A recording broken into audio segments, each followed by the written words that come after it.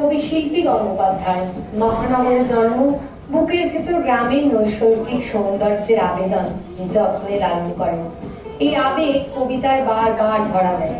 শোক, বিচ্ছেদ, প্রতারণা, বিদ্বেষ, সামাজিক অবক্ষয় সাময়িকভাবে বিষণ্ণতা দিলেও জীবনকে বড় ভালোবাসেন। কবি বিশ্বাস করেন জীবন সুন্দর আর হতাশা অবসাদ কোনো কিছুই সৃষ্টি করতে পারে না। কবির কবিতা জীবনমুখী, বিশ্বাস ভরসা কবিতার মূল ভাবনা। বুকের ভেতর জেগে থাকে জলঙ্গা। বেলপাহাড়ি ছেড়ে যাবার আগে জলপ্রপাতের ধারে কয়েকদণ্ড বসে আদিবাসী ছেলেটি। ঘোর বর্ষা দিন, মেঘের ঘন ঘটা, ভেজা পাথুরে রাস্তা ধরে অরণ্য ঘেরা গাডাসিনী পাহাড়ের বাসুদেব মন্দিরে মাথা ঠেকায়। মা আর ছোট বহিনকে দেখো বাসুদেব, চোখের জলে নৈবেদ্য সাজায় অসীম মাহাতো। যক্ষারোগে মরে গেছে বাবা, সে তখন বছর 10।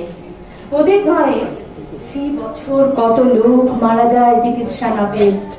বুকের ভেতরে দেহ প্রত্যয়, দুবারের চেষ্টায় সরকারি ডাক্তারি পাঠ নিতে নিজের গা, জনম মাটি, কৃষিক্ষেত, মা আর বহিনকে ছেড়ে অমিত পা রাখে সিটি অফ জয়।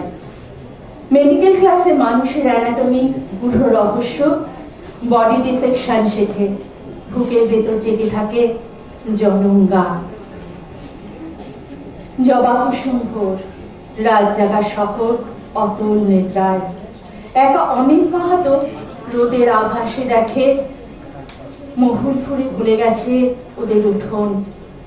ভিতা কাটে, বীজ টানে, ধান রোয় মা, বোন, পরাণ কাকা।